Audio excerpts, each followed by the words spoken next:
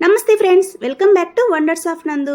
ఈరోజు మన వీడియోలో ఆరోగ్యానికి, బలానికి, మేధాశక్తికి ఎంతో అవసరమైన పచ్చి కొబ్బరితో లడ్డూ చేసి చూపిస్తున్నానండి.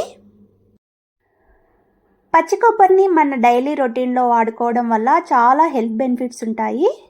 ముందుగా ఇక్కడ నేను 1.5 చిప్ప కొబ్బరిని తీసుకొని వెనకాల ఉన్న బ్రౌన్ పార్ట్ని అంతా తీసేసి సన్న రంధ్రాలున్న దాంతో తురుము పట్టుకుంటున్నానండి. మన పిల్లలు బలంగా, పుష్టిగా, ఆరోగ్యంగా ఉండాలంటే పచ్చి కొబ్బరితో ఇలా అప్పుడప్పుడు చేసి పెట్టండి.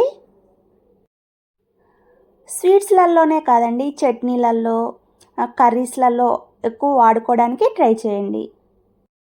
మొత్తం కొబ్బరిని ఇలా తురిమి పెట్టేసుకొని పక్కన పెట్టుకోండి. తర్వాత స్టవ్ మీద ప్యాన్ పెట్టేసుకొని 2 స్పూన్స్ నెయ్యి వేసుకోండి. నెయ్యి హీట్ అయిన తర్వాత 2 కప్పుల కొబ్బరి తురుమును వేసుకోండి. ఇక్కడ నాకు మొత్తం 1 కొబ్బరికాయ, ఇంకో హాఫ్ కొబ్బరి చిప్ప మొత్తం తురుము పడితే నాకు 2 కప్పుల కొబ్బరి తురుము వచ్చింది. దీనిలోని తేమ అంతా పోయి కొబ్బరి పొడి పొడిగా వచ్చేంత వరకు వేయించుకోండి.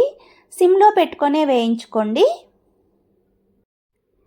ఇలా పొడి పొడిగా వచ్చిన తర్వాత దీన్ని పక్కన పెట్టేసుకొని స్టవ్ మీద ఒక గిన్నె పెట్టుకొని 2 కప్పుల కొబ్బరి తురుముకి 1 కప్పు బెల్లంను వేసుకోండి. ఇక్కడ నేను స్టవ్ మీద గిన్నె ముందే పెట్టేశానండి, అందుకు పొగలు వచ్చింది కాస్త. ఇందులో టీ గ్లాస్లో 1/2 గ్లాస్ వాటర్ యాడ్ చేసుకొని ఈ బెల్లంను కరిగించుకోండి. ఇది కరిగిన తర్వాత మనం ముందుగా వేయించి పెట్టుకున్న కొబ్బరి తురుములో దీన్ని ఫిల్టర్ చేసుకోండి. ఇలా ఫిల్టర్ చేయడం వల్ల కొబ్బరిలో ఏమన్నా నలకలు ఉంటే పోతాయి. బెల్లం బంకగా ఉంటుంది కాబట్టి ఇలా స్పూన్తో అనండి, మొత్తం ఫిల్టర్ అవుతుంది. తర్వాత ఫ్లేమ్ని మీడియం ఫ్లేమ్లో పెట్టుకొని దీన్ని బాగా మిక్స్ చేసుకోండి. 2 కప్పుల కొబ్బరి తురుముకు 1 కప్పు బెల్లము పర్ఫెక్ట్గా సరిపోతుందండి స్వీటు. ఈ బెల్లంలో ఈ తురుము అంతా బాగా పట్టేసి దగ్గరగా వచ్చిన తర్వాత ఇందులో కాచి చల్లార్చిన టీ గ్లాస్ పాలను యాడ్ చేసుకున్నానండి. ఆ స్కిప్ మిస్ అయింది.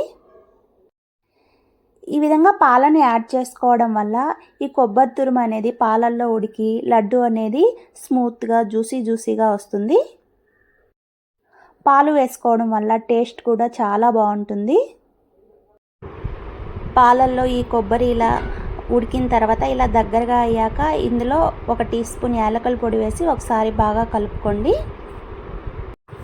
చూడండి, మనకి ఈ కన్సిస్టెన్సీలో ఉంటే లడ్డు ఒత్తుకోవడానికి ఈజీగా ఉంటుంది. ఈ విధంగా ఉన్నప్పుడు స్టవ్ ఆఫ్ చేసి కాస్త చల్లారనివ్వండి. చల్లారిన తర్వాత దీన్ని అంతటిని ఒకసారి బాగా మిక్స్ చేసుకొని చేతికి నెయ్యి రాసుకొని లడ్డూలాగా ఒత్తుకోండి. దీన్ని లడ్డూలాగా చేసుకోవచ్చు, బర్ఫీలాగా కూడా చేసుకోవచ్చు, మనకు నచ్చిన షేప్లో చేసుకోవచ్చు. అలాగే మీకు కనుక ఈ వీడియో నచ్చినట్లయితే లైక్ చేసి సబ్స్క్రైబ్ చేసుకోండి. మీ ఫ్రెండ్స్కి, రిలేటివ్స్కి షేర్ చేయండి. చాలామంది సబ్స్క్రైబ్ చేసుకొని వాళ్ళే చూస్తున్నారండి. సబ్స్క్రైబ్ చేసుకోండి ఫ్రెండ్స్. Thanks for watching.